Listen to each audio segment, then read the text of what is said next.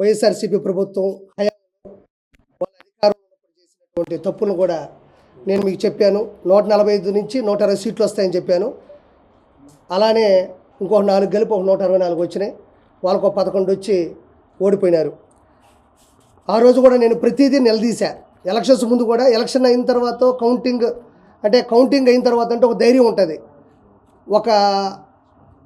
ఒక అధికారంలో ఉన్న ఒక పార్టీని ప్రశ్నించాలన్నా, ఎదిరించాలన్నా, గెలిచిపోయిన తర్వాత అయితే అంతకుముందు అధికారులు ఉండే వాళ్ళని ప్రశ్నించడం ఓకే. ఏమీ లేనప్పుడు కూడా నేను ఏమాత్రం భయపడకుండా జగన్మోహన్ రెడ్డి అవినీతి, అరాచకాల్ని, దౌర్జన్యాల్ని, గ్రూపు రాజకీయాల్ని గురించి కూడా, తిరుమల గురించి కూడా నేను ఏమాత్రం భయపడకుండా, నాకు ప్రాణాపాయ స్థితి ఉన్నా, నాకు థ్రెట్ ఉన్నా కూడా నేను ఏమాత్రం తగ్గలేదని మీ అందరికీ తెలుసు. కాబట్టి నేను ఏది మాట్లాడదలుచుకున్నా నీతి నిజాయితీగా మాట్లాడతాను తప్ప ఏదో స్వలాభం కోసమో సొంతంగా ఏదో దాంట్లో నేను లాగాలనో మాత్రం కాదు. నేను ఎప్పుడూ రాజకీయాల్లో లేను. వన్స్ జగన్మోహన్ రెడ్డి ప్రభుత్వాన్ని గమనించిన తర్వాత నాలాంటి ఒక వ్యక్తి కూడా మాట్లాడకపోతే ఎలాగా అని ధైర్యం చేసి మాట్లాడాను. సో ఈరోజు టీడీపీ కూటమి 164 సీట్లు వచ్చినందుకు ఈరోజు ఆంధ్రప్రదేశ్ మొత్తం గర్వంగా చెప్పుకుంటుంది, గర్వంగా అనుకుంటుంది, కూడా గర్వపడుతుంది. సో ఈరోజు ముఖ్యంగా నేను చెప్పే ఫస్ట్ పాయింట్ ఏంటంటే, ఈరోజు అర్హులైన ప్రతి ఒక్కరికి 7,000 రూపాయలు పెన్షన్ డబ్బులు వాళ్ళ చేతికి ఇవ్వడం జరిగింది.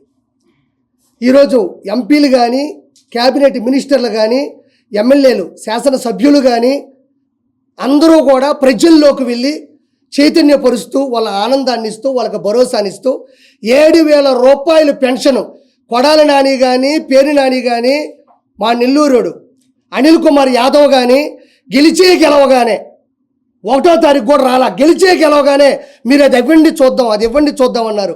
ఈరోజు చెప్పిన మాట ప్రకారం 7,000 రూపాయలు పింఛన్ని వాళ్ళ ఇంటికి పంపించడం జరిగింది. 4,000 ప్లస్ 3,000, 7,000 కూడా ఈరోజు ఇవ్వడం జరిగింది. మీరు కావాలంటే చెక్ చేసుకోవచ్చు. ప్రతి చోట కూడా ఈరోజు టీడీపీ కూటమి చెప్పిన మాటను నిలబెట్టుకుంది. కాబట్టి నాకు ఇంకా చాలా సంతోషంగా ఉంది ఆ పార్టీ తరపున నిలబడినందుకు.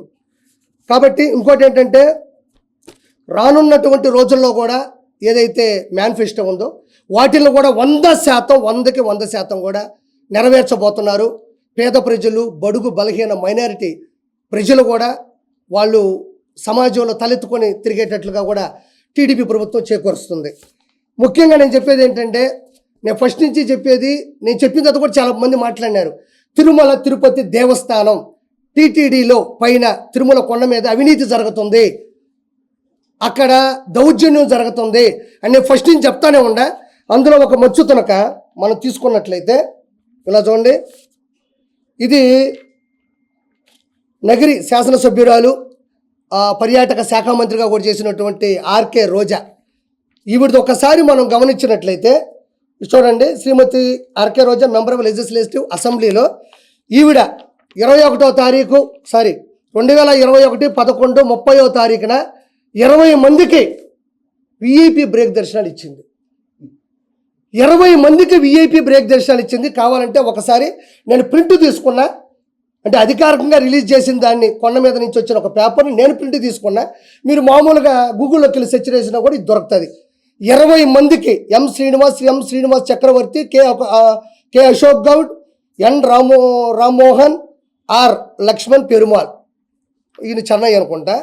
మార్నింగ్ విఐపి బ్రేక్ దర్శనం on 1/12/2021 following by below names and family members. కింద ఆవిడ సంతకం పెట్టినటువంటి ఈ పేపరు. ఇంకొకటి ఏంటంటేనండి, పెద్దిరెడ్డి రామచంద్రారెడ్డి, ఈయన ఏకంగా తిరుమల తిరుపతి దేవస్థానంలో విఐపి బ్రేక్ దర్శనాల్ని 58 మందిని పంపించాడు ఒకటే రోజు. 58 మందిని ఒకే రోజు విఐపి బ్రేక్ దర్శనాన్ని పంపించినాడు. చూసుకోండి ఒకసారి. కావాలంటే ఈ డేట్ కూడా చెప్తా. 2024 2వ నెల 12వ తారీఖు doctor P Ramachandra Reddy, MA PhD. చూడండి, ఆయన సంతకం కూడా పెట్టాడు. 58 మందిని కూడా పంపించినాడు. అంటే పాపం ఏ క్యాడర్ అయినా, ఏ కేటగిరీ అయినా, ఏ ఎంపీ అయినా, ఏ క్యాబినెట్ మినిస్టర్ అయినా, ఏ సెంట్రల్ మినిస్టర్ అయినా, ఏ శాసనసభ్యులైనా, ఏ గెజిటెడ్ ఆఫీసర్ అయినా, ఏ సెలబ్రిటీ అయినా, ఏ విఐపి అయినా, అధికారులు జడ్జిలైనా, ఏదైనా కూడా టీటీడీ బోర్డులో ఒక రూల్ ఉంటుంది. ఇంతమందిని పంపించవచ్చు అనేది ఒక శాసనమో, ఒక ఫార్ములానో, ఒక ఫండమెంటల్ థియరీ ఉంటుంది.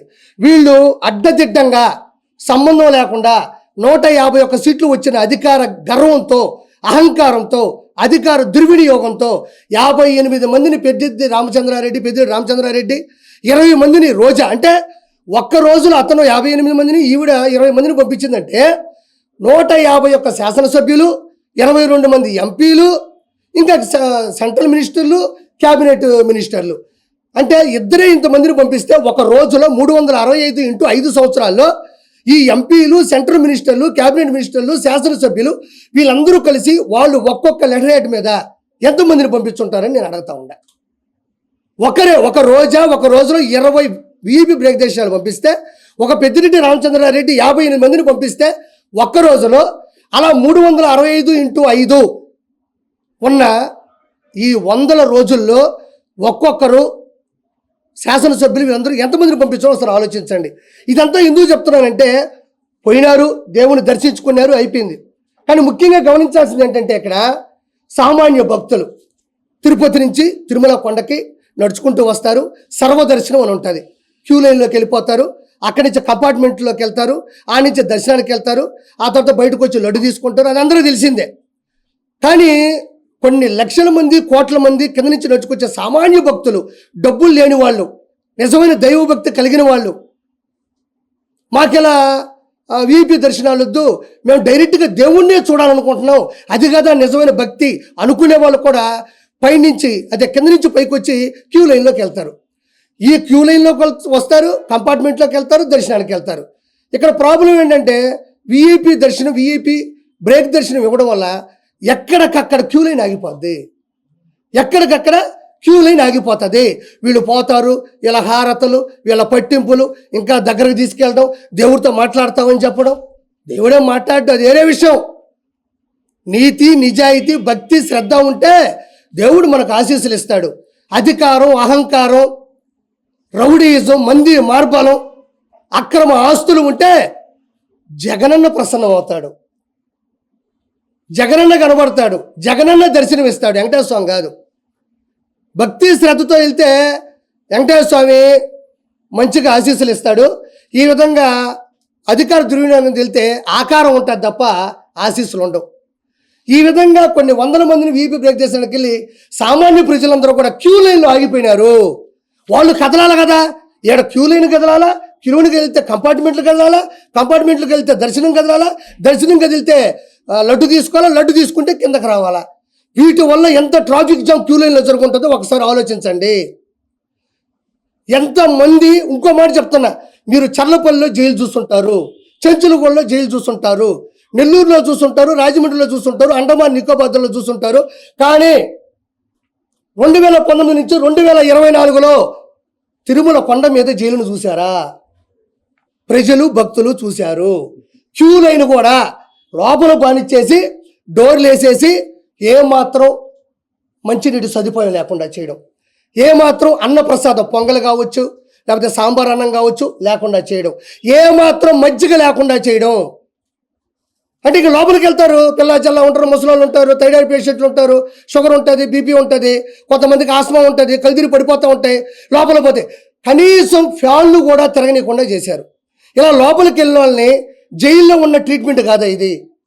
తిరుమల తిరుపతి కొండ మీద వెంకటేశ్వర ఆశీస్సుల కోసం వచ్చిన వాళ్ళకి జైలు జీవితాన్ని కొన్ని కోట్ల మంది ఈ 5 సంవత్సరాల కాలంలో అనుభవించారు. చాలామంది చెప్తారు, యూట్యూబ్లో మీరే చూడండి, నేను చెప్పడం కాదు, ఇది నా స్వార్థం కాదు. మీరు తొంగి చూస్తే లోపల ఫ్యాన్ లేవు, తినడానికి తిండి లేదు, బయటకు రావడానికి దారి లేదు. అంటే ఇదేంటి జైలు జీవితం అంట. జైలు ఎంతకన్నా బాగా బతుకుతారు.